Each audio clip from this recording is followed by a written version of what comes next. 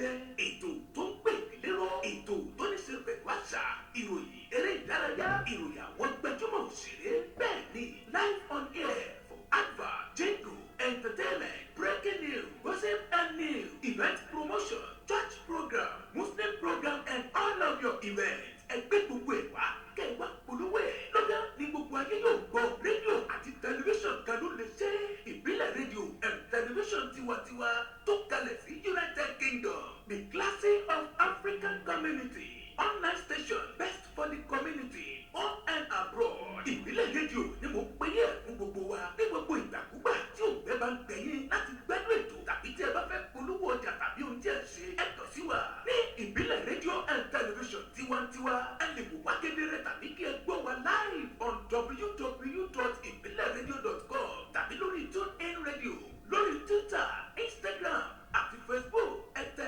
ìbílẹ̀ rédíò láti bá wa dòwò pọ̀ lórí ohunkóhun tí ọ̀gá yín bá fẹ́ ẹ pe àwọn nọ́mbà yìí 0790802594 tàbí 07795671385 tàbí 07424728743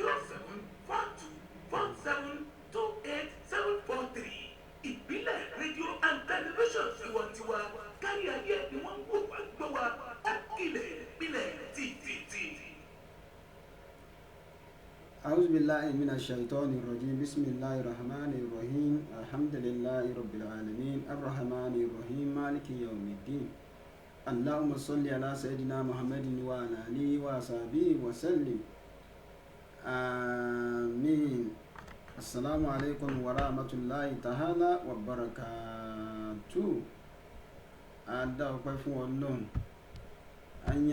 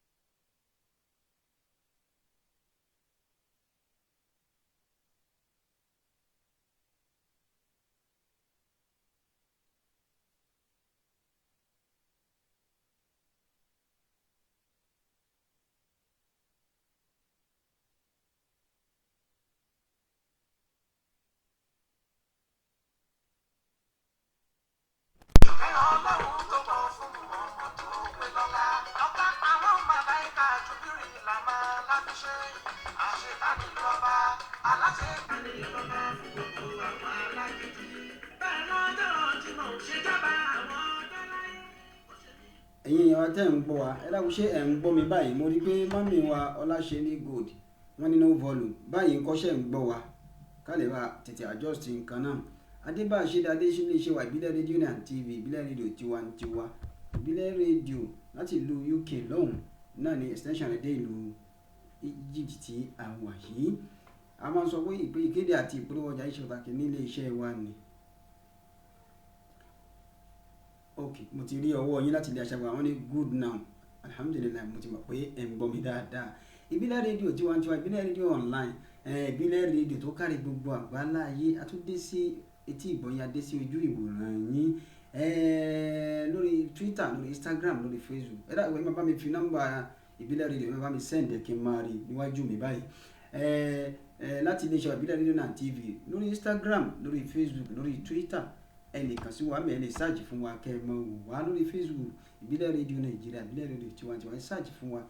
YouTube channel wa ẹ like ẹ follow ẹ subscribe síbẹ̀ kẹ́ ẹ máa tẹ̀lé wa, kẹ́ ẹ máa gbọ́ wa gbogbo ibi tí a bá wà lágbàáyé ẹ máa gbọ́ wa kẹ́tẹ́kẹ́tẹ́kẹ́tẹ́. Ìkéde àti ìpolówó ọjà yóò ṣe pàtàkì ní iléeṣẹ́ wa ìbílẹ̀ rédíò. Wẹ́bsáìtì wa tí ẹ lè wá wa sí kílẹ̀ fẹ́ mọ̀ nípa wa www.ibileradio.com. Email wa tí ẹ lè fi ti kọ ìwé ránṣẹ́ sí wa òun náà ni info@ibileradio.com. So ẹ máa follow wa kẹ́ ẹ tẹ̀lé wa lórí Facebook, ẹ follow wa lórí Instagram, ẹ follow wa. Adúpẹ́ follow Abdulaziz Isiaq Abiola Ìdíàkówà lórúkọ ti tèmi, ọmọ bíbí wọn nílùú Òṣogbo. Orúkọ mi ò yí padà, ọmọ akéwùgbẹ̀rú mọ́kẹ́wùgbẹ̀kọ́ nítorí pé ẹrú ní í sinmi ẹ̀kọ́ kì í síyàn. Ọmọ àgbà kan ò bí mọ́lẹ̀ kó wù àkà, bàgà bá bí mọ́lẹ̀ tó bá wù àkà púpọ̀ títí ọmọ rẹ̀ ó jẹ níbẹ̀, àwa ló máa sọ̀rọ̀ bí olóko. Bẹ́ẹ̀ ni nọ́mbà wo lẹ lè pè mí sí WhatsApp mi ni lórí Al-Hikmah program. Ẹ fẹ́ polówó ọjà ni àbẹ́yìn fẹ́ ṣe kankan ní fẹ́ ṣe kéde ní òkú àgbà ní kíní kan ní ǹjẹ́ òun tẹ́ bá fẹ́ ṣe ẹ kàn sí wa, ẹ pè mí WhatsApp mi sí +234 7069678147. ẹ máa bọ̀ wá sí iléeṣẹ́ wa kẹwàá ara time ẹ wá aṣọ onígbọ̀wọ́ àwọn programs wa, ẹ wá polówó kàtẹ́ ń ta oníṣẹ́ ọwọ́ aládàáni, oníṣòwò, oníṣẹ́ oṣù, gbogbo yòówù tẹ́ bá ń ṣe tẹ́ dá sílẹ̀ ẹ máa sáré ti bọ̀ kábà kẹ́ ẹ̀ kàn sí wa, àbáyín gbé lárugẹ gbogbo ayé mọ̀ nǹkan tí ẹ̀ ń tà. Wọ́n ní ìpolówó ọjà báyìí òun náà ní àgúnmu òwò. Tó ẹ̀yin yẹn wa adébáṣe dé òní ní ọjọ́ Jímọ̀, àdúpẹ́ fọ́lọ́run, àyìn Ọlọ́run lógo. Èní ní ọjọ́ Jímọ̀ tuntun, Ọlọ́run àdúpẹ́ òṣè tí ọjọ́ tèmi tó ṣojú ẹ̀mí wa. Gbogbo ọjọ́ tọ́lọ́run dá ní ọ̀dọ̀ àwa mùsùlùmí, ọjọ́ Jímọ̀ náà ní ọba ọjọ́ Friday òun náà ní ọba ọjọ́. Nítorí ọjọ́ náà ní gbogbo ó ṣe kí ni àti tálákà àti olówó àtọlọ́lá á parapọ̀ á lọ sí Jímọ̀ á lọ jọ́sìn fún Olúwa. Níbi tẹ́yìn wà àti mọ́mí wa Ọláṣẹ́lé Gold, mo rò pé ẹ̀ ń gbọ́ mi dáadáa báyìí, mo rò pé ẹ̀ ń gbọ́ mi. Níbi tẹ́yìn wà ṣe ti lọ sí Jímọ̀ lẹ́yìn, ṣe ti lọ kí ẹ̀ ti lọ sin Ọlọ́run. Wọ́n tó bá jẹ́ lẹ́sìn ìgbàgbọ́ náà tó bá di ọjọ́ Sunday, wọ́n náà ṣe kí ni, wọ́n náà kọrí sílé ìjọsìn rẹ̀ kó lọ pè Ọlọ́run. Nítorí pé kí ni o, kì í wá ṣe ọjọ́ Jímọ̀ nìkan, kì í ṣe ọjọ́ Sunday nìkan là ń pè Ọlọ́run. Gbogbo ọjọ́ tẹ́yìn bá ti jí láyé kéèyàn má jìnnà sọ́lọ́run. Adúpẹ́ fọ́lọ́run tí Jímọ̀ ní ṣọgbọ́n náà. Thank God it's another Friday. Ẹ máa bá wa ká lọ.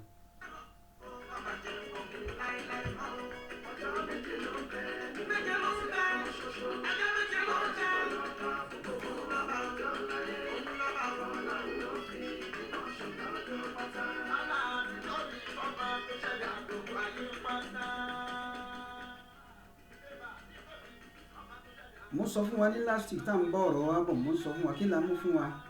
kí la fẹ́ kí gbogbo wọn gbọ́. À ń sọ̀rọ̀ nípa ìjọra ẹni lójú àti ìgbéraga. Ìyàwó ni ṣẹ̀ríà kọ sí àbí kéèyàn ó pera rẹ̀ ní nǹkan tí ò tó. Ẹlòmíì tó bá tiẹ̀ ní nǹkan tó ń gbéraga lórí tó ní, a máa pé nǹkan tó ní ó ní lóòótọ́ ṣùgbọ́n ó jọra rẹ̀ lójú. Kí wá tún ní ẹni tó jẹ́ pé kò ní nǹkan tí ò tó tó tún wá ń pera rẹ̀. Ló mú mi dá lérí pé tábà ní ká mú nínú gbogbo iṣẹ́, nínú gbogbo ipò, kéèyàn lówó lọ́wọ́, kéèyàn lọ́lá. Kódà ẹlòmíì á ní ọmọ máa fi ọmọ gbéraga, ẹlòmíì ó ní owó máa fi ọmọ proud, ẹlòmíì ó ní owó máa fi owó proud, ẹlòmíì ìmọ̀ ní títí ẹ̀. Àwa ń sọ pé àwọn obìnrin gan ìgbéraga ló mú ọ̀pọ̀lọpọ̀ obìnrin méjì tí ò rí ilé ọkọ gbé dè ní ìjọra ẹni lójú. Ẹlòmíì ti wà ní ọkọ tẹ́lẹ̀, ìjọra ẹni lójú, ìgbéraga tí wà submissive fọ́kọ rẹ̀ ó dẹni tó dálé mọ̀ṣú kalẹ̀. Kí wá ní tẹ́ni tó jẹ́ pé kò tí ì lọ ilé ọkọ kankan rí. Ọ̀nà tí èèyàn fi ń gbéraga pọ̀ lóríṣiríṣi. Ànábì Nuhu alayhi salatu wassalam. Ẹ dákun fẹ́ kí ẹ di ọ̀rọ̀ mi yìí dáadáa. Ànábì Nuhu alayhi salatu wassalam tí gbogbo wa mọ̀ sí Nuha. Ẹ̀rí àwọn ẹlẹ́sìn kìí pè ní Noah. Ànábì Nuhu ni alayhi salatu wassalam. Nígbà tí Ànábì Nuhu fẹ́ kú láyé, àsìkò kú rẹ̀ wá tó. Allahu akbar. Ìjọra ẹni lójú, ìgbéraga. Ànábì wa Muhammad sallallahu alayhi wa sallam ó ní la yadkhulu al-janna, ó ní kò ní wà al-janna o, kò ní wọ ọgbà paradise, kò ní wọ al-janna onídẹ̀ra. Wọ́n ní ta ni? Wọ́n ní man ya Rasulallah, wọ́n ní ta ni ìwọ òjíṣẹ́ lá Muhammad sallallahu alayhi wa sallam. Ó ní man qala fi qalbihi mithqala zarratin min al-kibri wal-'ujb, gbogbo ẹni tó bá jẹ́ wípé ìgbéraga àti ìjọra ẹni lójú ó wà nínú ọkàn rẹ̀ bó ti kó kéré mọ́ tí ò jù báyìí lọ tó kéré bí ọmọ náà gún tó wá wà nígbà ìyá rẹ̀ tó wá fi ń wùwà sáwọn èèyàn owó lóní tó fi ń gbéraga ni ọlá ni ẹwà ni ló jẹ́ kí n sọ̀rọ̀ pé àwọn obìnrin ní last week pé àmì obìnrin míì tọkùnrin bá pè èébú ní ìmọ̀ sọ kò sẹ́ni tó lè pè tó lè jọ lójú ó jọra rẹ̀ lójú ó ríra rẹ̀ bẹ́ẹ̀ ni pé ṣé ẹwà ló ní ni àbí nǹkan ló ní kí lágbára kò sọ́nà tí ìgbéraga ò sí o kò dẹ̀ sí ọ̀nà tí ìjọra ẹni lójú ò sí ṣùgbọ́n mo mú tọ́pìkì wá ní last week lórí àwọn obìnrin pé èé ṣe lẹ́yìn pé àwọn obìnrin lóòótọ́ obìnrin pọ̀ ju ọkùnrin lọ ṣùgbọ́n tí wọ́n náà bá tó rẹ̀ rẹ̀ sílẹ̀ tó wà submissive tó ní ọ̀rọ̀ àpánilẹ́nu tó ní ìwà tó tún wá kún fún àdúrà tó níbẹ̀ lọ́hùn bó ti wù kó lè wọ́n tó ọlọ́run yan tiẹ̀ náà fún ọ. wọ́n ní tá a bá gúnyán nínú ewé àwọn bàbá wa náà máa ń sọ̀rọ̀ yẹn o wọ́n ní tá a bá gúnyán nínú ewé bá a ṣe bẹ̀ nínú èpo ẹ̀pà ẹni tí ó yòó àǹtí mi bẹ́ẹ̀ náà ni ọkùnrin míì náà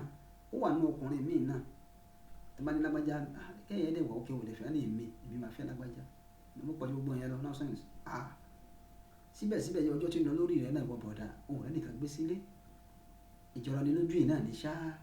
anábì Nuhu alayhi salatu wassalam ó pe ọmọ rẹ̀ nígbà tí anábì Nuhu fẹ́ kú láyé gbogbo alámọ̀ anábì Nuhu tí àwọn ẹlẹ́sìn kìí pè ní Noah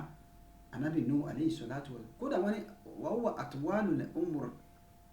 òun ní anábì Ọlọ́run tí ẹ̀mí rẹ̀ gùn jù láyé Al-Qur'an sọ fún wa pé anábì Nuhu lò 950 years láyé ẹ̀mí rẹ̀ gùn púpọ̀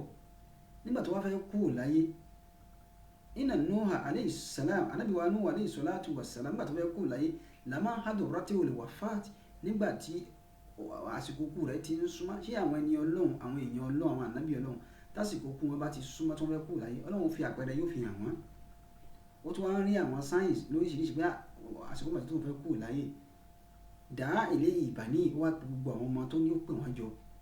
ó ní èèyàn ọmọ mi wọ́n fẹ́ kọ́ ó ní èèyàn ọmọ mi kọ́ọ́lá ìní àmọ́rẹ́kù máa bí ìtìnà táyìnì mo fẹ́ kọ́ yín ní ẹ̀kọ́ méjì kan mo fẹ́ sọ nǹkan mẹ́rin kan fún yín mẹ́rin nìkan tí mo fẹ́ sọ fún yín méjì màá pa yín láṣẹ ẹ gbọ́dọ̀ ṣe kí ni o ó ní àmọ́rẹ́kù máa bí ìtìnà táyìnì mo fẹ́ ṣe kí ni o mo fẹ́ pa yín ní àṣẹ ọ̀rọ̀ méjì kan wá àní àhákùmá án ìtìnà táyìnì mo dẹ̀ fẹ́ kọ̀ fún yín kẹ́ má ṣe nǹkan méjì mo fẹ́ pa yín láṣẹ láti máa ṣe nǹkan méjì mo lè fẹ́ kọ̀ fún yín kẹ́ má ṣe nǹkan méjì kí ló dé mo sọ fún wa ní ìjẹjọ́ mo ní wòlíì Ọlọ́run ọ̀rọ̀ rẹ̀ ló mú ọ̀rọ̀ yìí wá ọ̀rọ̀ rẹ̀ ló mú ọ̀rọ̀ yìí gẹ́gẹ́ wá ní ìjẹjọ́ nígbà tá à ń bá ọ̀rọ̀ wọ̀ Ibrahim bunu Shaiban ó ní asharaf ó ní iyì ń bẹ fi tàwádùú níbi kéèyàn máa fẹ́ ara rẹ̀ sílẹ̀ kéèyàn ó ní kó ṣe bẹ́ẹ̀ ni tí ò ní àǹtí bọ̀dá ṣé kí ló jọ ọ́ lójú nínú ẹwà ṣé ìwé ló kà ní ọpọlọ ló ní ni àti wọ àti bọ̀dá mi náà èyí ṣe tó jẹ́ pé gbogbo ẹnìkan kò wá jọ ọ́ lójú ló yẹ kí n mú ọ̀rọ̀ arábìnrin kan wá ní ìlú last week mo ń bọ̀ wá sórí ara arábìnrin náà gbẹ̀yìn tẹ́ mi bọ̀ mi mo ń bọ̀ wá anábì ní òun pe àwọn ọmọ rẹ̀ ó ní ẹ̀yin ọmọ mi ẹ wá àsìkò kúrò tí ń tó díẹ̀ mo fẹ́ kúrò láyé ìní àmọ́rùkùn máa bí ìsìn àtàyìnì mo fẹ́ pa yín láṣẹ nǹkan méjì tí mo fẹ́ kẹ́ ẹ máa ṣe wọ́n àní àhákùmá án ìfúnàtáyìnì mo sì fẹ́ ṣe kí ni o mo sì fẹ́ kọ̀ fún yín mo fẹ́ kọ̀ fún yín nǹkan méjì kẹ́ ẹ má ṣe nǹkan méjì mo fẹ́ fún yín ní họ́dà láti máa ṣe nǹkan méjì mo fẹ́ pa yín láṣẹ mo dẹ̀ fẹ́ fún yín ní òfin pé eléyìí ò méjì yẹn gbọ́dọ̀ ṣe àwọn ànábì nù wá jókòó wọn atẹ́tí wọn ń gbọ́ ẹ̀wọ̀n tí ànábì Ọlọ́run sọ fún ọmọ rẹ̀ eléyìí fi ń kọ́ gbogbo alẹ́kọ̀ọ́ bàbá ìyá àbí alágbàtọ́ tí àwọn ọmọ wà lọ́rọ̀ tó kó àwọn èèyàn sábẹ́ tàbí ọ̀gá nílé iṣẹ́ gbogbo yòówù tó bá ti ń jẹ́ olórí eléyìí jẹ́ ẹ̀kọ́ fún wa ànábì Ọlọ́run ló pe àwọn ọmọ rẹ̀ yìí o ó ní ìwọ ọmọ mi ẹ̀yin ọmọ mi ẹ wá kí ni mo fẹ́ pa yín láṣẹ kí ni ànábì náà sọ fún àwọn ọmọ rẹ̀ à ń bọ̀ wá kí ni nǹkan méjì tó ní kí wọ́n ṣe kí ni nǹkan méjì tó ní kí wọ́n má ṣe adúpẹ́ fọ́nà tí ọjọ́ Jímọ̀ ní ṣojú ẹ̀mí wa.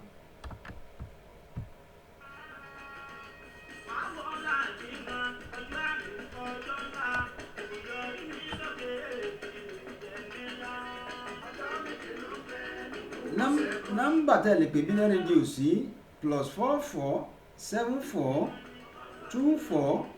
728743 ìyẹn ni nọ́mbà wa tí ẹ lè pe ìbílẹ̀ rédíò. ẹ lè WhatsApp wá sí nọ́mbà náà bákan náà ní abẹ́ aláṣẹ àti olùdarí iléeṣẹ́ ìbílẹ̀ rédíò and TV ìyá wa ìyá àbàdàn. tí ẹ bá ti pè lọ́wọ́ kan ọ̀dọ̀ wọn ní ìyá ìjà sí. ẹ bèrè fún nǹkan tí ẹ bá ń fẹ́ lọ́dọ̀ wọn kí á ní wọ́n dá yín lóhùn. ẹ pè wọ́n ẹ sì WhatsApp wọn wọ́n dá yín lóhùn. nọ́mbà tèmi náà mo ti sọ fún ilé ẹ̀kọ́ tẹ̀lé pè mí. ìkéde àti ìpolówó ọjà yín ó ṣe pàtàkì ní iléeṣẹ́ wa ìbílẹ̀ rédíò. ọlọ́run ní kí tọ̀rọ̀ ìbílẹ̀ rédíò orí bẹ́ẹ̀ ọlọ́run ni kì í ṣoògùn àdúpẹ́ fọlọ́run.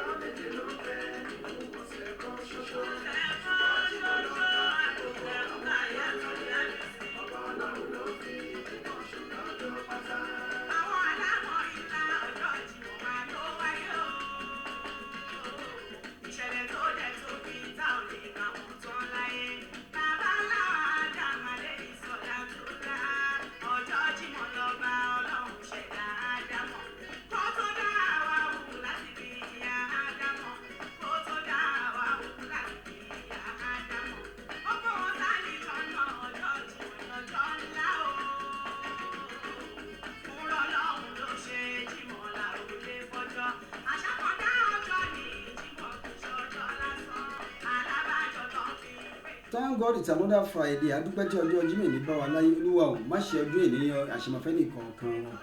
Ànábì Nuhu alayhi salatu wa salam. Ànábì Nuhu ń sọ̀rọ̀, ó ń bá ọmọ rẹ̀ sọ̀rọ̀. Ó ní ìwọ ọmọ mi, ìwọ ọmọ ẹ̀yin ọmọ mi. Mo fẹ́ kọ́ yín ní ẹ̀kọ́ méjì. Kí ni ẹ̀kọ́ tí Ànábì Nuhu kọ́ àwọn ọmọ rẹ̀? Alákọ̀ọ́kọ́ ń bẹ̀. Ó ní amarukum bi ithnatayni. Mo fẹ́ pa yín láṣẹ nǹkan méjì. Wa anhakum bi ithnatayni. An ithnatayni. Mo dẹ̀ fẹ́ kọ̀ fún yín pẹ̀lú nǹkan méjì pé kẹ́ ẹ má ṣe. Wọ́n ní àwọn bàbá wọn wá ní ìwọ bàbá ilé náà jọ ẹ̀kọ́ fún àbúwá ìta bá wà àwọn ọmọ ní o ìwọ bàbá ìwọ ìyá kọ́ ẹ̀ àwọn ọmọ rẹ ní ẹ̀kọ́ dáadáa. Ìwà tí wọ́n fi ṣe ayé ni kó kọ́ wọn ní ẹ̀sìn kó sì kọ́ wọn lẹ́kọ̀ọ́. Má jẹ́ kí wọ́n rí àgbàlagbà fi má jẹ́ kí wọ́n jọra wọn lójú. Ànábì Nuhu alayhi salatu wa salam àwọn ọmọ rẹ̀ wá ń béèrè pé kí ló fẹ́ sọ fún wa bàbá. Wọ́n ní nǹkan méjì tí mo ní ẹ gbọ́dọ̀ má ṣe ẹ má ṣe o ẹ má ṣe nǹkan méjèèjì o. Wọ́n ní kí ni àkọ́kọ́. Ànábì Nuhu alayhi salatu wa salam ó ní ẹ̀yin ọmọ mi o. Ó ní anihakuma ani shiriki àkọ́kọ́ mo fẹ́ wọ̀nù yín ani shiriki ẹ má da ẹbọ pọ̀ mọ́ Ọlọ́run ẹ má ṣe ẹbọ pẹ̀lú Ọlọ́run. Tabaníkà máa wọnú ọ̀rọ̀ yẹn yóò máa gba nǹkan tí mo fẹ́ sọ yóò máa gbà sílẹ̀ tó láwọn nǹkan tí mo mú wá sórí program lẹ́nìí. Àṣíríkù ìṣe ẹbọ pẹ̀lú Ọlọ́run inna shirika la zulmun azim ẹni tó bá ṣe ẹbọ pẹ̀lú Ọlọ́run àbòsí ńláńlá ni ó ṣàbòsí sórí ara rẹ̀. Kódà Ànábì Lukman alayhi salatu wa salam sọ fún wọn ní ìwọ ọmọ mi ya bunayya la tushrik nínú suratul Lukman nìyẹn. Ó ní la tushrik má ṣe ẹbọ pẹ̀lú Ọlọ́run billahi pẹ̀lú inna shirika la zulmun azim pé ẹbọ ṣíṣe o kéèyàn mú nǹkan mìíràn papọ̀ mọ́ Ọlọ́run. Kódà nínú 10 commandments of Moses ó wà ń bẹ̀ nínú ìwé Moses lọ́nà ni wọ́n kò gbọ́dọ̀ ṣe ẹbọ ìwọ kò gbọ́dọ̀ foríbalẹ̀ fún nǹkan mìíràn fọlọ́run. Ó ní ẹ má ṣe ẹ̀yin ọmọ mi wàlẹ̀ kíbùrù ẹlẹ́ẹ̀kejì bí tí mò ń lọ nìyẹn. Ó ní wàlẹ̀ kíbùrù ẹ gbọ́dọ̀ gbéraga rárá ẹ má gbéraga sí ẹnì kankan gbogbo tó lọ́n bá fún ẹ̀yin ọmọ mi ẹ rẹra yín sílẹ̀ ìwọ obìnrin kí wọ́n ní pọ́blẹ́mù rẹ̀. Ọ̀pọ̀lọpọ̀ obìnrin ti fi ọkọ rẹ̀ ó ti fi ẹnu ṣáàtà ọkọ ti bá yí ọkọ jẹ́. Ó sọ fún wa níjẹjọ kódà nínú ilé ọkọ tóbìnrin bá ní gbéraga tó ní ìjọra ẹni lójú èsì lọ́kọ náà fi ní bọ́ ọmọ lọ́wọ́.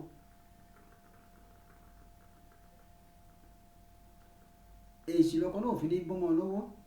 Ó ní ẹ gbọ́dọ̀ ṣe ẹbọ pẹ̀lú Ọlọ́run. Ànábì Nuhu sọ fún àwọn ọmọ rẹ̀ bẹ́ẹ̀ wàlẹ̀ kíbùrù ó ní ẹ̀sìn gbọ́dọ̀ jọra ẹni lójú. Ànábì wa Muhammad sallallahu alayhi wa sallam nígbà tí Ànábì sọ àdìsí fún Ànábì ń kọ àdìsí fún àwọn èèyàn wípé ẹni tí láàyè dẹ́kọ́ lè jánà wípé kò lè wà lè jánà máa ń kánà fi kọ́lé bèyí mẹ́kọ́lá zara àti mínà lè kébùrù ẹni tó jẹ́ pé ìjọra ẹni lójú àti ìgbéraga wà ní ọkàn rẹ̀ kò lè wà lè jánà kódà kò lè rí orí ayé tó bá yá ó padà sọ́dà bùkún mọ́ lọ́wọ́ ní kí ló nítẹ̀nìkan ò ní rí nítorí pé ó fáìn ẹ wà gbogbo nǹkan wọ̀nyí ò lọ títí láíláí gbogbo nǹkan wọ̀nyí kò lọ títí láíláíláí. Ànábì Muhammad sallallahu alayhi wa sallam anabi wa ń pa àdísì náà lọ nígbà náà lọ́hùn pé ó láwọn èèyàn ó ní ẹni tí ó bá ní ìgbéraga kò lè wà ní Jánnà faqala rajulu ọkùnrin kan wá wà ń bẹ̀ nígbà táwọn ẹbí ń sọ̀rọ̀ yìí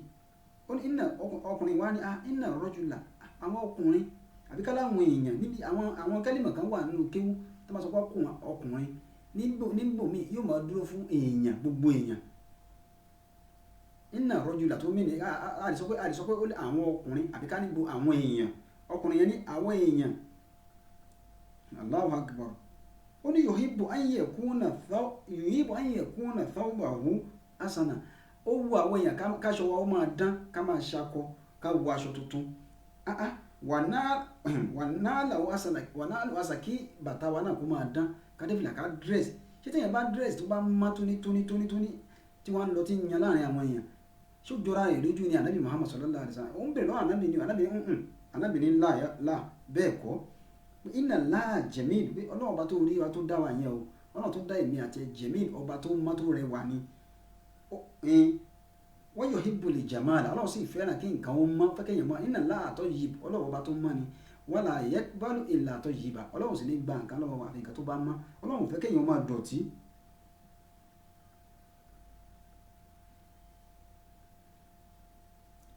ọlọ́run fẹ́ kéèyàn máa dọ̀tí ọlọ́run kò fẹ́ kéèyàn máa dọ̀tí ó fẹ́ kéèyàn máa mọ́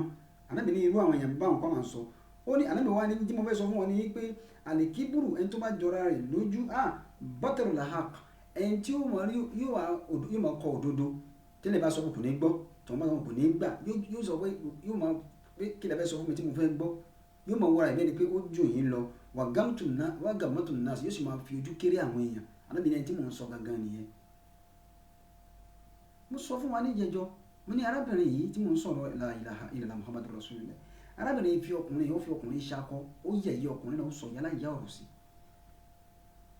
kò sí ìgbà tí ò fojú arákùnrin ìgbà tí ò sọ ọkùnrin náà ó ní kàkiri rẹ̀ ó fẹ́ mi láyé ìwọ òun yà bọ́ síwájú ọlọ́run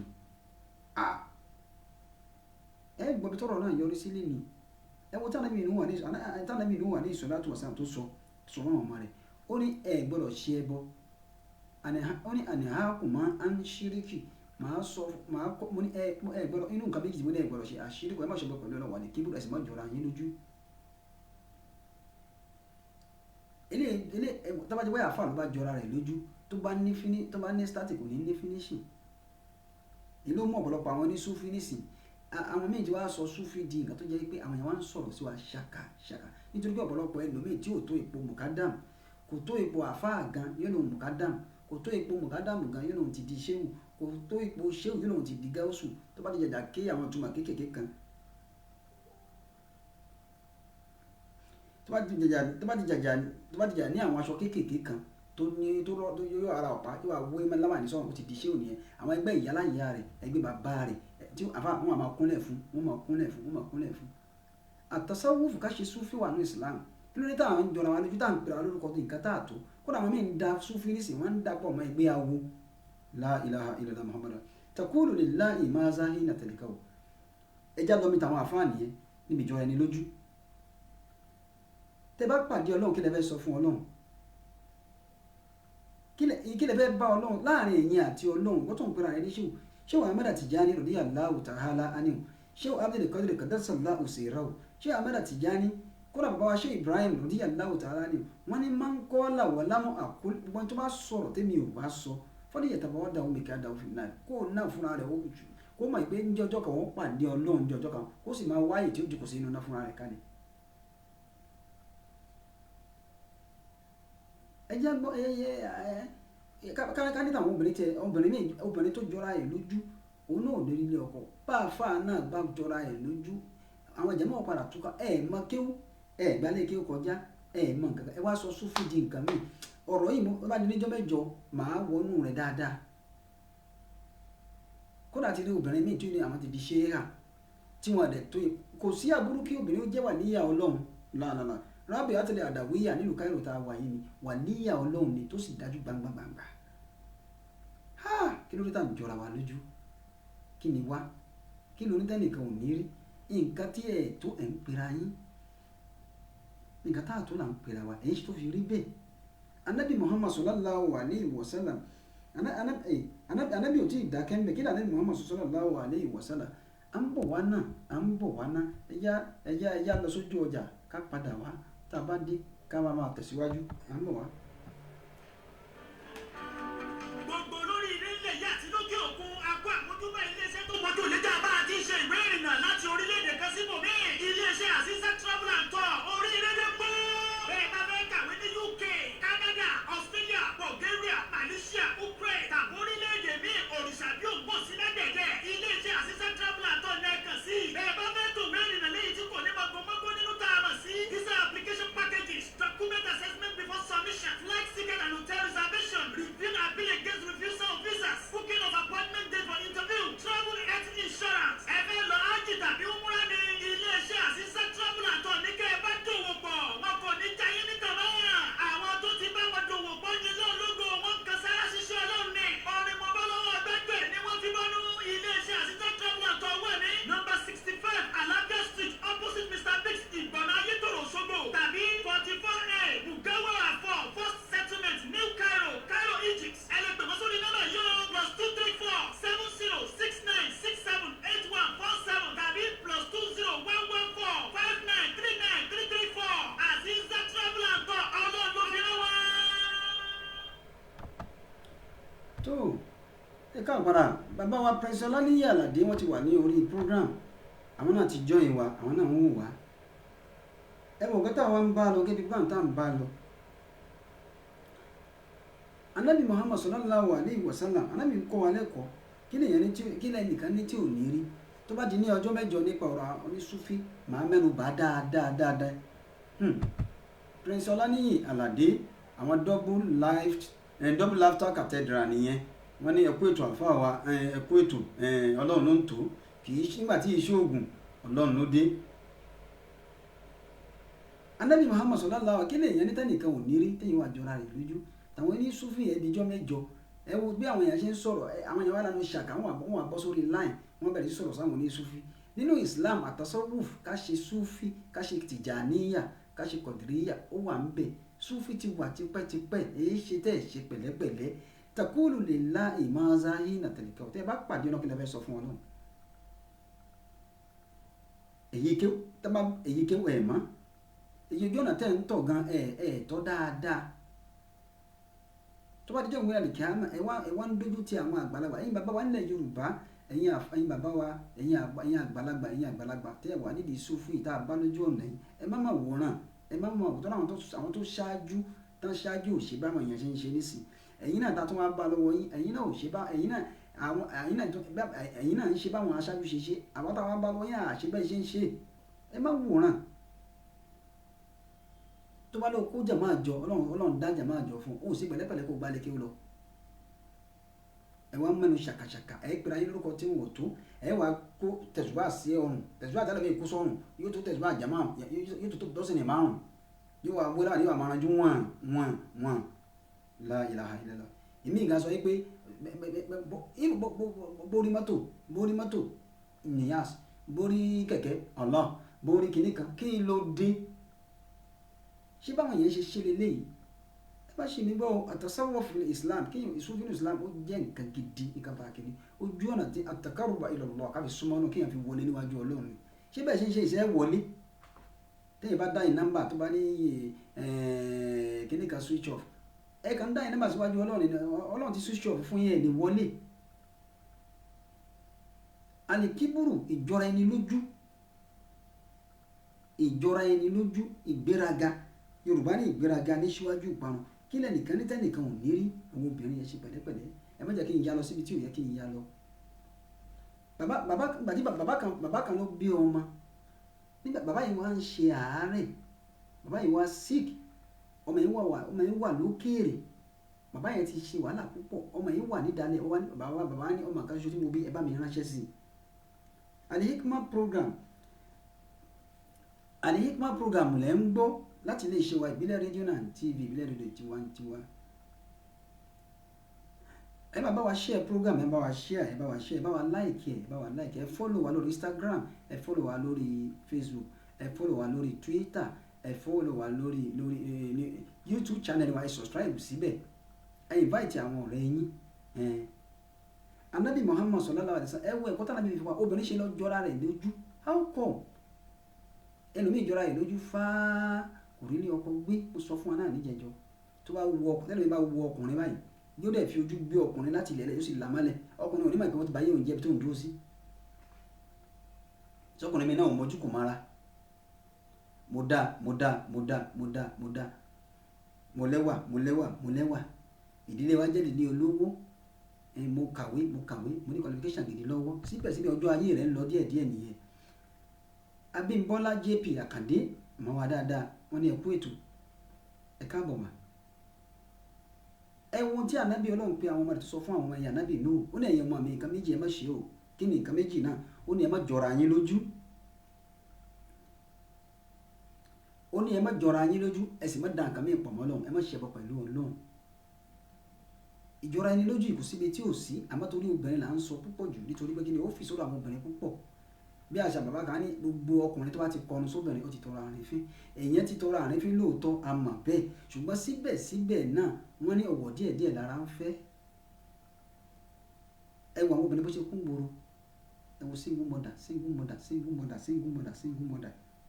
bó ṣe pọ̀ nígboro ìwọ̀n bá ń ta àwọn ọkùnrin mà bàbá kan ló fẹ́ bàbá yìí fẹ́ kú láyé ó wá pe ọmọ rẹ̀ ọmọ kan ṣoṣo ló bí ọmọ náà sì wà níbi tó jìnnà àìsàn sì ti dé ojú ikú ó wá ní ẹ̀yin èèyàn mi ẹ bá mi pe ọmọ mi wá wọ́n ránṣẹ́ sí ọmọ rẹ̀ wá dé bàbá yìí wá ní oògùn kan ṣoṣo tí mo lè lò ọmọ mi mo fẹ́ sọ torí àsìkò mo fẹ́ sọ̀rọ̀ yẹn tán lẹ́yìn ó ní ìwọ ọmọ mi nǹkan mẹ́rin mo ní kọ́ nǹkan mẹ́rin ọwọ́ ni mo fẹ́ sọ ọ̀rọ̀ mẹ́rin fún ọ àmọ́ kọ́ ló ń jásẹ̀ kí ara mi yá kí n gbádùn nǹkan mẹ́rin yìí gbogbo ohun tí mo ní wáwátá kò sí nǹkan mẹ́rin mo fẹ́ jogún fún ọ nínú nǹkan mẹ́rin kan wà ní mo fẹ́ sọ fún ọ bí tí mo fi pamọ́ sí mo fẹ́ fi kọ́ ọ lẹ́kọ̀ọ́ àmọ́ lọ bí báyìí lọ́ba mi wá ewé báyìí wá òun náà ni màá lò tí ara mi ó fi yá tára mi bá wá yá tá màá sọ nǹkan mẹ́rin náà fún ọmọ wa sáré lọ nítorí àsìkò láti lè gbọ́ nǹkan tí bàbá rẹ̀ fẹ́ sọ fún un nígbà tó ọmọ ó fi lọ ọmọ ti já ewé ó ti mú nǹkan náà dání nígbà àìsàn bàbá yìí ti le débi pé ikú ti ń dé díẹ̀díẹ̀ ikú ti ń dé làìlà kóbìnrin ó ṣe pẹ̀lẹ́pẹ̀lẹ́ kí là ń jọra rẹ lójú fún kí là ń jọra rẹ lójú fún ó jọra rẹ lójú títí fá ó wà submissive ọkọ ẹnìkankan ò tó ọ lẹ́yìn tó ti wà ní ọkọ nìyẹn o ó sì bímọ bíi mẹ́rin fọkùnrin mẹ́rin ṣé mọ̀ yín ojú tì ọ́ ó máa ń wá bẹ́ẹ̀ nígbà mi tó jẹ́ pé fọ́ọ̀tì ó máa wà lọ́dọ̀ àwọn ọkùnrin ọ̀pọ̀lọpọ̀ ọkùnrin gbà mí máa ń wá bẹ́ẹ̀ ṣùgbọ́n kò wá bọ́ kì í ṣe dandan ni kó jẹ́ pé gbogbo wọn náà kọ́ ni wọ́n wà fọ́ọ̀tì náà ìgbésí ayé afẹ́ gbélé ọkọ ni o àbí ẹni tí ò tiẹ̀ tí ì lọ́kọ ló dání lórí jù gan ẹni tí ò tí ì lọ́kọ gan ló dání lórí jù ó rí bí kan jókòó sí nínú ilé bàbá rẹ nínú ilé ìyá rẹ wọ́n tún wá fún wọn ní rúùmù ńbẹ̀ nínú ilé bàbá rẹ orí Al-Hikmat program lẹ́gbọ́n láti lè ṣe wa ìbílẹ̀ rédíò 9 TV ọmọ yìí wá ń bọ̀ nítorí àsìkò nígbà tí ọmọ náà ń sáré bọ̀ nígbà tí ọmọ dé ẹnu ọ̀nà tó wọlé pé bàbá mo ti kó ewé náà dé bàbá yìí wó òkè báyìí ó sì wojú ọmọ rẹ̀ ẹlẹ́mìí mà gbà bàbá yìí kú láyé lójijì bàbá mo ti dé ọ̀rọ̀ mẹ́rin tẹ́lẹ̀ fẹ́ sọ fún mi nǹkan mẹ́rin tẹ́lẹ̀ fẹ́ sọ fún mi nǹkan mẹ́rin tẹ́lẹ̀ fẹ́ sọ fún mi ó gbé bàbá rẹ̀ lórí sókè ń gbà báyìí ojú bàbá sì ń wo ojú òsèmá ẹlẹ́mìí ṣe kí ni ẹlẹ́mìí ti gbá nǹkan rẹ̀ bọ́ọ̀lù ọmọ ṣe fẹ́ mọ nǹkan mẹ́rẹ̀ẹ̀rin la ilaha illallah ọmọ ìwà sunkún àfà ṣé ẹkún ti bàbá tó lọ ní ká sọ ni àbí ẹkún nǹkan mẹ́rin tó ní afẹ́ sọ fún òun fẹ́ sọ fún ọmọ tó ń fẹ́ fi kọ́ lẹ́kọ̀ọ́ gbogbo àwọn obìnrin tá a jẹ́ ọmọge tá a ti lọ sílé ọkọ ọlọ́run yọkọ alálùbáríkà fún wa o àmẹ́jà ṣe pẹ̀lẹ́pẹ̀lẹ́ gbogbo ọkùnrin ìsìn náà ò lè fẹ́ wọn à lè fẹ́ ẹni tí ò bá wà submissive tó bá kó o bá lọ tó o bá jọ ọ lójú ọkùnrin ò ní fi ọ bó bá fi ọ yóò padà gba ọ̀dà síta ni bó o bá kàwé tí ìwé rẹ̀ bá jọ lójú gbogbo tó bá ní tó bá fi tóbi tó mọ̀ bóyá nǹkan tẹ́mi fi ń jẹ́yàn lóbìnrin ni ìbá ṣe ẹwà ìbá ṣe nǹkan náà ó gbọ́dọ̀ kọ́ gbèsè ẹgbẹ́ kan náà kó tó lè rọ́kọ̀ gidi. bàbá ìwà pé ọmọ rẹ̀ ọmọ wa wojú ọmọ wa wò ọmọ bẹ̀rẹ̀ sí sunkún ṣẹ́kùn ọ̀rọ̀ tó fẹ́ sọ tí ó fẹ́ gbọ́ lẹ́nu bàbá rẹ̀ mẹ́rin tí ò tí ì gbọ́ ni abẹ́kùn bàbá tó kú láyé kí ni ká ṣe ẹ má jẹ́ àǹfọ̀rọ̀ ọ̀gùn torí àsìkò mò ń bọ̀ wá náà ọmọ yẹn wá sùn nígbà tó bí ijọ́ kẹta sí ijọ́ kẹrin ọmọ yẹn wá sùn wá lálàá Allahu Akbar ó wá lálàá ó wá rí bàbá rẹ̀ lójú wọn nígbà tó rí bàbá rẹ̀ lójú wọn kí ni nǹkan tó ṣe láàrin wọn àti bàbá rẹ̀ à ń bọ̀ wá ná ayé àṣẹ pẹ̀lẹ́pẹ̀lẹ́ o à ń bọ̀ wá ná.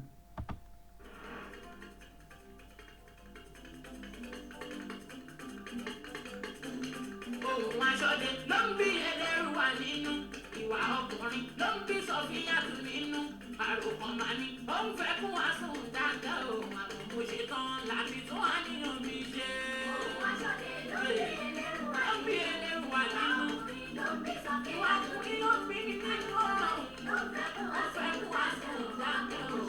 láti ṣe tán. Ohun aṣọ́dẹ. Ohun aṣáájú ló ń bí ẹlẹ́rù wà nínú ìwà ọkùnrin ló ń bí Sọfíyàtù nínú àròkàn máa ní alárọ̀kàn máa ní àròkàn máa ní ó fẹ́ kún wá sùn dáadáa o àmọ́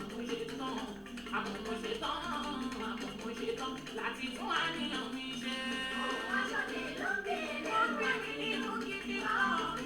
ìwà ọkùnrin nínú ṣe kọ́ṣẹ́ mi rárá ló fẹ́ kún wá sùn dáadáa láti tún àníyàn mi ṣe.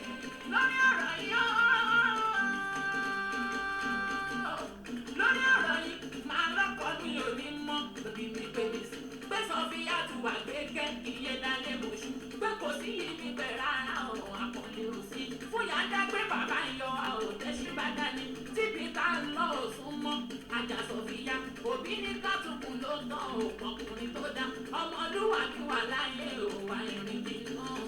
àyọ̀rìn jìnnà láyé rábùkẹ́ ọ̀kẹ́rẹ́ kàńdá ò lè ṣe kó má wà nínú rẹ̀ sí láyé téèyàn ò bá tẹ̀ débi tó ń lọ kì í dúró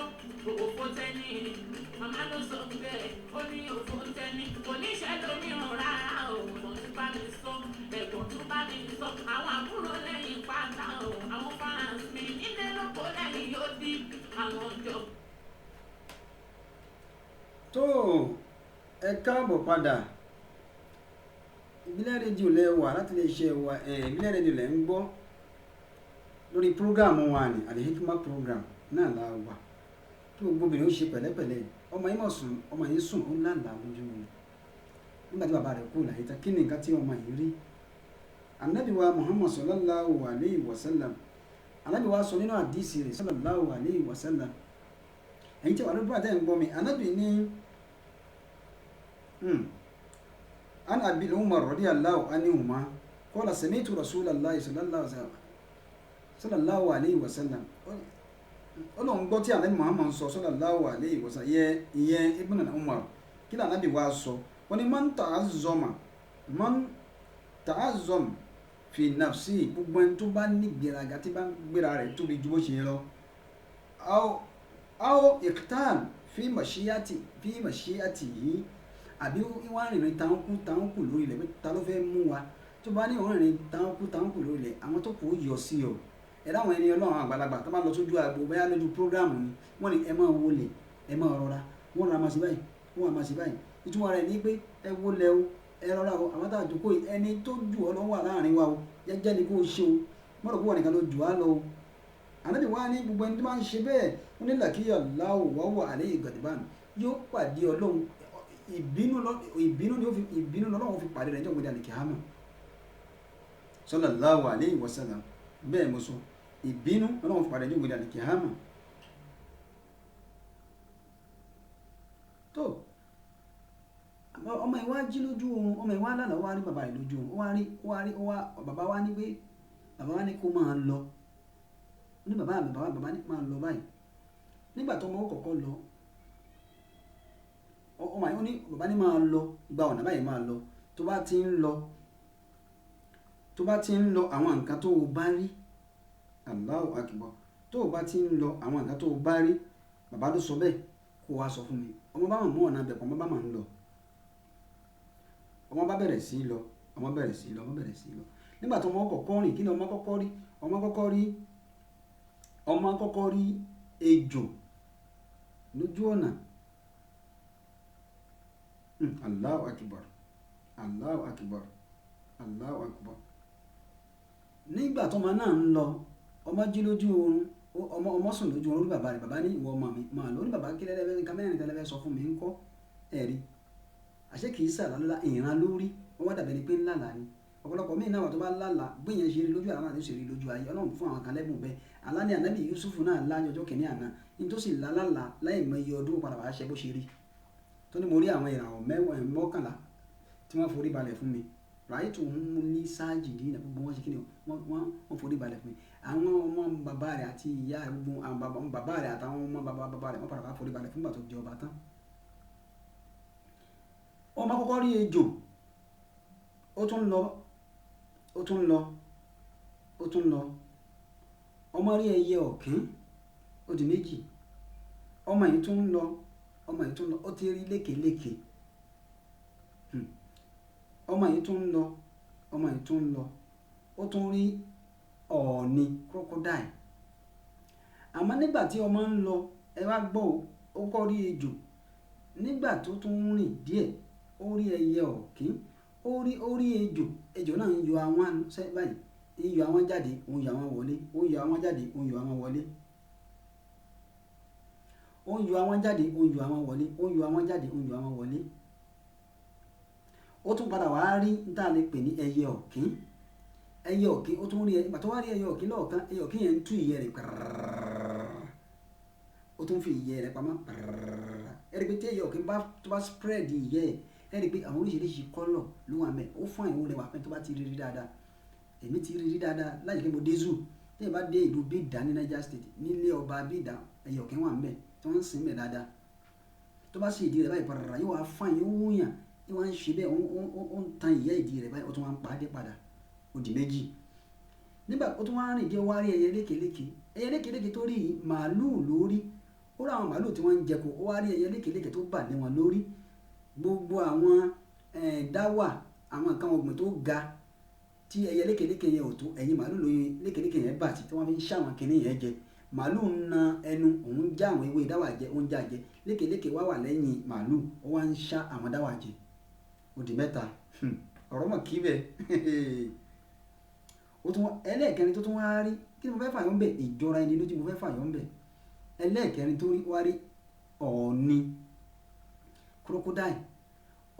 crocodile yìí Allahu Akbar crocodile yìí ó rí létí odò crocodile wá sí etí odò ó wá la ẹnu bó ṣe wá la ẹnu báyìí létí odò ẹbí crocodile máa ń wá tẹ́ bá wọ́n àwọn crocodile àwọn máa ń wá sẹ́gbẹ̀ẹ́ odò wọ́n máa ń yá oòrùn bí bọ́ọ̀n bá ń pa wọ́n wà lanu sílẹ̀ ó wá rí tó yanu pé gbogbo àwọn kòkòrò àwọn tata àwọn nǹkan oríṣiríṣi wọ́n wá ń ṣe kíní o wọ́n wá ń kó sí crocodile lẹ́nu tó bá ti lè lanu báyìí àwọn kòkòrò eṣinṣin gbogbo wọ́n máa kó sí lẹ́nu ẹ̀yin tẹ́wà ló tó wà pẹ̀lú iṣẹ́ ìgbádùn tí mò ń sọ yìí tó bá rí pé bíi 20 minutes tí ẹnu crocodile bá ti kú fún àwọn kòkòrò yóò panu yóò jẹ wọ́n yóò tún lanu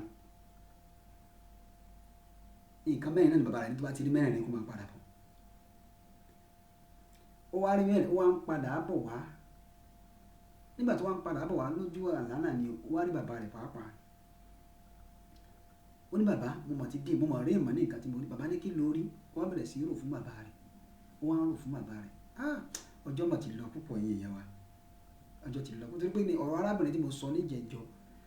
tí ọkùnrin kan padà fi oògùn fẹ́ nígbà tó bá ọkùnrin náà lérí pé kò lè fẹ́ òun láyé tó padà wá bímọ méjì fọkùnrin yẹn tí ò tiẹ̀ rántí pé òun ti wà lọ́dọ̀ ọkùnrin yẹn nígbà tó ju rẹ̀ wá kákò ó wá padà sọ́dọ̀ ìyá rẹ̀.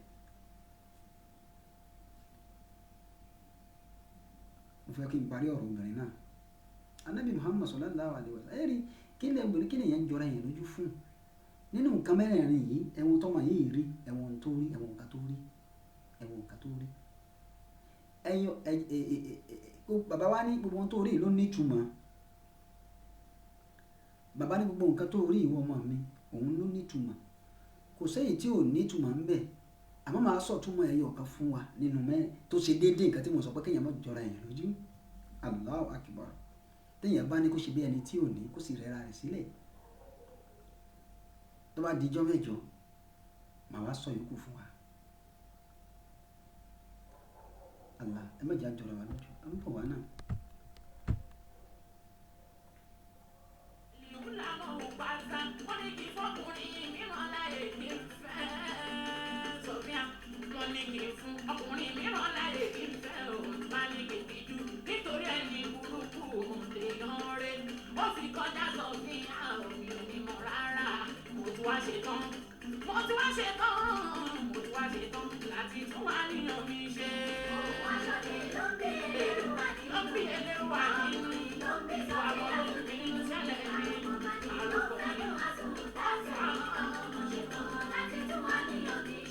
ìwọ náà tún àníyàn rẹ ṣe, ìwọ bọ̀dá ìwọ àǹtí tún àníyàn rẹ ṣe. Tèyí ò da ayọ̀ níná, ìwọ ọkùnrin náà tó ní sùúrù tó farabalẹ̀, obìnrin náà ò ní dúró lẹ́ẹ̀dẹ̀ rẹ tó bá ti jọra ẹ lójújù, ìyàwó rẹ ṣe lè gbì, ó ṣe tó ń gbà, ó ṣe gbì, kí ló fẹ́ gbà ń bẹ̀, kí ló fẹ́ gbà ń bẹ̀. arábìnrin tí mo ń sọ yìí níjẹjọ, arábìnrin yìí ní ó sọ̀rọ̀ sọ́kùnrin yìí, ó bú ọkùnrin náà dáadáa, ó sọ̀rọ̀ sí gan, ó ní kò lè fẹ́ òun. Ọkùnrin padà wá jáde, ó rí pé èmi ni wọ́n embarrass tó báyìí, tipátipá ó jáde torí ọmọ bàbá tó bí grandpa ọkùnrin yìí olóògùn ni, ó wá lọ fẹjọ́ sùn, wọ́n á náwó sóbìnrin yìí. Obìnrin máa padà fẹ́, ó gbé kúrò nílùú wọn, gbé lọ sí ìlú nígbà tó ṣe wedding tán, ó bímọ méjì fún, nígbà tó bímọ méjì sí mẹ́ta, nígbà tí ó dijọ́ kan lójú rẹ̀ wàhálà wá jí pé ibo ni mo wà yìí, Ìbàdàn ló wà yìí lápèjúwe, mo ti sọ ní ìjẹjọ ní last week, Ìbàdàn ló wà, Ìbàdàn báwo ti wá jẹ́ kí mo wá ṣe ní Ìbàdàn mi, ilé ọkọ rẹ ló wà yìí, ó wà ń bẹ wá ń ṣe káfí, nígbà tí ó wò kí ó rí fọ́tò ọkùnrin pé ọkùnrin lè lọ́kọ mi, eléyìí olórí burúkú yìí, bó ṣe bú ńgbà náà lọ́run rántí, ńgbà tó ti wá imagine tó jókòó sí èyí ṣe níbi tó ń wà yìí, ìlú wo lára wọn ní Ìbàdàn ló wà, Ọlọ́run ló ṣògo lápèjúwe, ó bá kó ẹrù àwọn ọmọ rẹ̀ bá dé láti sukú, mọ́mí ta ni mọ́mí iṣẹ́ ìṣe rẹ̀, mọ́mí kéde, wọn tí ìbímọ rẹ̀ tí wọn tẹ̀ tí màá rí, wọ́n gbà ló wọn lọ, wọ́n lọ bá màmá rẹ̀ nítorí àsìkò, ìgbà tó dọ́dọ̀ ìyá rẹ̀ ní kí ló dé ìwà tọkọ rẹ̀ ṣe é jà ní, ìwà tọkọ rẹ̀ jà ní, ó ní ọkọ̀ báwo ní ṣé mo ti márì ní, àwọn náà ti márì. Ìyá wọlé kó já àwọn album àwọn pictures jáde, ìwọ rẹ̀ ní registry nígbà tẹ́ ń sign certificate, wedding certificate yìí tẹ́ ń sign agreement láàrin ọ̀tọ̀kọ rẹ̀, èmi rẹ̀ lẹ́gbẹ̀ẹ́ rẹ̀ yìí ó ti márì, àwọn ọmọ rẹ̀ dà, àní màmá ṣé mo ti bímọ ni, ta lọ́kọ mi ní lágbájá báyìí àṣẹ bí fọ́tò rẹ̀ ní orí ní, ó dágbére kó tó máa bọ̀ ni, ẹ mẹ́jẹ̀ afọ́rọ̀ ògùn ó mọ̀ dínà yìí kalẹ̀. Èyí tí mo wá ń bọ̀rọ̀ lọ ni pé ó sọ fún ìyá pé ní ayé àti ní ọ̀run àti ọkọ yìí àti ọmọ yìí, àwọn mẹ́tọ̀ ń bí fún yìí, òun dì zónù ọláyé, òun kọ́ ní ìyàwó lágbájá, èmi sì kọ́ ní mo bí ọmọ fún, ẹnu rẹ̀ náà mọ̀ wàdé ni. Ìyá yìí ló wá ké gbàjà síta pé ẹ̀yin ayé ẹ̀ mọ̀ gbà mí, kí ni kí n ṣe. Níbi tó ti ń fa wàhálà ọkọ náà dé, ó ní tó ń bá rí ọkọ mi ó gún ní ọ̀bẹ, tó yá wèrè ìwọ, kí ló bá débẹ̀, ìjọra ẹni lójú, ìgbéraga, kéèyàn mọ́ àsùn mí sí, kéèyàn má ní ọ̀rọ̀ rẹ̀ lẹ́nu, mo fẹ́ fi ọ mi ò fi ọ, ajé kò gbà kò dìjà, pẹ̀lẹ́pẹ̀lẹ́ náà fi sọ, àpẹẹrẹ má wọlé ànífẹ́ra, mo ti nífẹ̀ẹ́ sí ẹjọ́ tí báwo ni ṣe máa ń ṣe ni ẹjọ́ mo ti nífẹ̀ẹ́ sí ẹjọ́ torí Ọlọ́run, akànnì jẹ́ ọ̀rẹ́ lásán, òkèlè má pè má pè kọ́ yẹn má wọ̀ọ́rẹ́ ok tí bá mi bá ní ìkíni mo lè fún yín lọ́rẹ́ mi gan, ok náà ọgbọ́n àgbàlagbà ọmọ ọ̀dọ̀ rere fọgbọ́n ṣe é ni, ibi tọ́rọ̀ rẹ̀ mọ̀ yọrí sí mọ̀ nìyẹn. Ìyá yìí ló wá ké, ẹ̀yin ayé ẹ̀yin tẹ́ ń gbọ́ program wa, kí ni kí ìyá yìí ó ṣe, ọmọ mọ̀ dìzónù, obìnrin dìzónù, ó ní láyé nǹkan kì í ṣe over my dead body, òun ló mímọ fún lágbájá, òun ìyàwó lágbájá, òun eléyìí tí wọ́n náà ń ṣe títí tó fi inú ilé bàbá rẹ̀ onírúurú ń bẹ, inú ilé ìyá rẹ̀ onírúurú ń bẹ, àwọn àbúrò rẹ̀ wọ́n ń sọ̀rọ̀ sọ́wọ́ àǹtí ẹgbẹ́lẹ́ ọkọ yín lọ, ẹjọ́ ẹ̀rẹ̀ wá fọwọ́ lálẹ́ fún wa ń bí yìí o, lóde tọ́jọ́ gbogbo àwọn ọ̀rẹ́ tí mo méjì mẹ́ta wá bí wá sọ pé ẹ̀yin ni kinní kan, ojú tiẹ̀ serious, wọ́n fọwọ́ lálẹ́ fún ọ, ojú òsì tí o. Ẹ̀yin ayé ẹ̀yin tẹ́ ń gbọ́ wa, kí ni kí ìyá yìí ó ṣe o, kí ni solution lórí ọ̀rọ̀ yìí, ẹ̀yà wà nílà àká yìí o. WhatsApp mi a ní ìdíkẹ́ sọ̀rọ̀ síbẹ̀, kí ni ìmọ̀ràn tẹ́lẹ̀ gbà wá fún ìyá yìí àti tẹ́lẹ̀ ṣe fún àti ìmọ̀ràn tẹ́lẹ̀ gba bọ̀bọ̀ yìí dé o, obìnrin ó dìzónù ẹ̀ o, ó dìzónù àwọn ọmọ o. WhatsApp number mi +234 70 69 67 8147, ẹ gbà wá nímọ̀ràn síbẹ̀.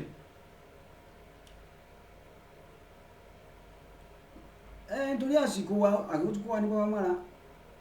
mo ti parí ọ̀rọ̀ yẹn torí ọ̀rọ̀ yẹn mo sọ́kù níjẹjọ ni ìfẹ́ kó kù lémi mọ́. Ọmọ tó wá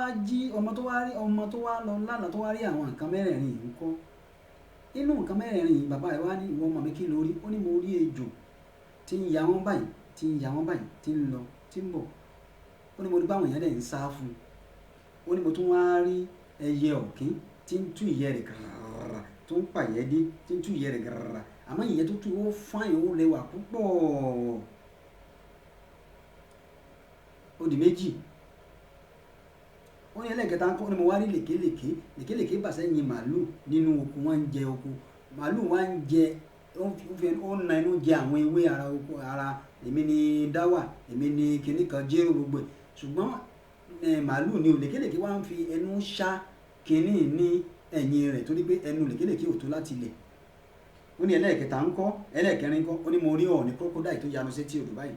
àwọn ó ń yá àrùn àwọn kòkòrò wa ń kó sí lẹ́nu ó wá ń panu dé oúnjẹ wọn ó wá ń panu dé wá ń jẹ wọn nígbà tó ṣe bẹ́ẹ̀ fún àìmọye fún bí 30 ìṣẹ́jú wákàtí kan ó wá panu dé ó wá tún wọ́ wọnú odò lọ bàbá ní jẹ́ ń sọ̀túnmọ̀ rẹ̀ fún wọn ọ̀kan lèmi náà sọ ń bẹ̀ lẹ́nì tẹ́ ẹ bá fẹ́ gbọ́ yòókù ní ọjọ́ mẹ́jọ ẹ pàdé mi ní orí ìbílẹ̀ rédíò TV ní Al-Hikmat program same time same program ní next week àbí ẹ tún máa pàdé mi ní orí Azizak Islamic Foundation Azizak AZEEZAK Azizak Islamic Foundation ẹ máa pàdé wa lórí ìbílẹ̀ rédíò ẹ tún máa pàdé wa lórí Azizak Islamic Foundation bákan náà ẹ bá like page náà kẹ́ follow wa ó wá ní tí mo fẹ́ sọ fún ọ nítorí àsìkò mi ẹ̀yìn ìyẹn wa ó kù ṣẹ́jú bí méjì mẹ́ta tí mo fẹ́ fi kúrò kí ni tó fẹ́ sọ fún ọmọ yìí gan nínú nǹkan mẹ́rin ló sọ mẹ́yọ̀ kan lè ní sọ ọjọ́ mẹ́jọ máa sọ yòókù torí nǹkan tí mo fẹ́ fi sọ ó wà ní ọjọ́ mẹ́jọ yìí à ń bọ̀ wá náà.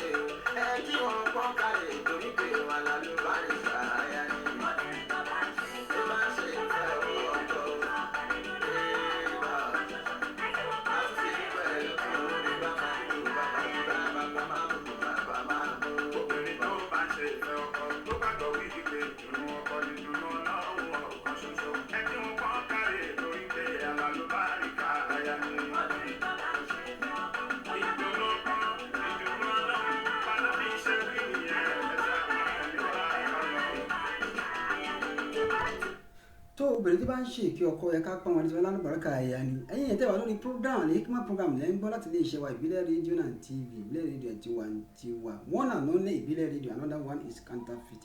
tí lábẹ́ aláṣẹ àti olùdarí ilé iṣẹ́ náà ìyá wa ìyá àbàdàn láti UK lọ́hùn ìyá àbàdàn authentic ìyá àbàdàn one and only ìyá àbàdàn another one is counterfeit. bàbá yìí wá sọ fún ọmọ àtòrí àsìkò wa bàbá ní ẹ ọ̀kan mo fẹ́ sọ mẹ́ bàbá ní ejò tó orí tí ń yanu báyìí tó ń panu dé ó ń yọ àwọn ó wá ń panu dé ó ń yọ àwọn ó wá ń panu dé ó ń yọ àwọn ó wá ń panu dé ó ní wàá rí pé àwọn èèyàn bẹ̀rẹ̀ sí í sá fún ó ní ó ní ìtumọ̀ rẹ̀ ni pé ìwọ ọmọ mi lọ ṣọ́ ẹnu rẹ̀ ejò mà fáìn ejò mà níwà ejò fáìn ó níwà ó rẹwà ó sì ń dán tó ṣojú lọ kódà bọ́mọ kékeré bá rí ejò tó bá panu dé tọmọdé ọmọdé ò fẹ́ fọwọ́ gbé torí pé ó ní ó fáìn ó wà òkè ó ní àìsíṣẹ́ ejò ṣègbé àbí ejò ọká òbó ṣe fáìn tó ó ní kò wá sí nǹkan tí ayé ń sá fún lára ejò tó ju ẹnu ejò lọ oró ẹnu rẹ̀ náà ní pé ìwọ màmí ṣọ́ ẹnu rẹ̀ àwọn obìnrin náà káwọn náà ṣọ́ ẹnu wa kọ́mọdé ṣọ́ ẹnu rẹ̀ láti sọ̀rọ̀ ságbàlagbà kóbìnrin ṣọ́ ẹnu rẹ̀ láti sọ̀rọ̀ sọ́kùnrin ṣàwùṣàwù bẹ́ẹ̀ náà kọ́kùnrin náà ṣọ́ ẹnu rẹ̀ láti sọ̀rọ̀ ṣàkàṣàkà kò sí tí mi lè sọ kò sí nǹkan tí mi lè wí jáde gbogbo tójú bá rí kọ́ ni ẹnu ń sọ ìyẹn gbọ́dọ̀ ní àpọ́nlé ọ̀rọ̀ àpọ́nlé ìwà ni o ìtumọ̀ nǹkan tí bàbá ní mo fẹ́ sọ fún wọn nìyẹn ẹ̀yin yẹn wá ti gbọ́ ẹyọ kan mẹ́ta yòókù ń kọ́ mẹ́ta yòókù ń kọ́ ẹ máa gbọ́ ní ọjọ́ mẹ́jọ a máa fi àsìkò yìí dágbére o ó ní yẹn ṣe olóbẹ̀ ṣe ìbílẹ̀ rédíò láwa lórí Al-Hikmat program lórí iṣẹ́ ọlọ́bẹ̀ ṣe ẹ̀yin ìwé subscribe sórí YouTube channel wa ẹ bá wa share program lórí Facebook ẹ like wa kẹ́ follow wa lórí Twitter lórí Instagram àwọn àmúbẹ̀ ìpolówó ọjà tí ìkéde yìí ṣe pàtàkì ní iléeṣẹ́ wa ìbílẹ̀ rédíò and TV nọ́mbà tẹ̀lé pé wá sí fún ìkéde àti ìpolówó ọjà +4474 2472 8743 ẹ̀dẹ̀dẹ̀ WhatsApp sí wá sí nọ́mbà náà bákan náà ẹ tún lè pè wá síbẹ̀ kẹ́ WhatsApp wa fún ìkéde àti ìpolówó ọjà. Abdulaziz Isiaq Abiola Diapo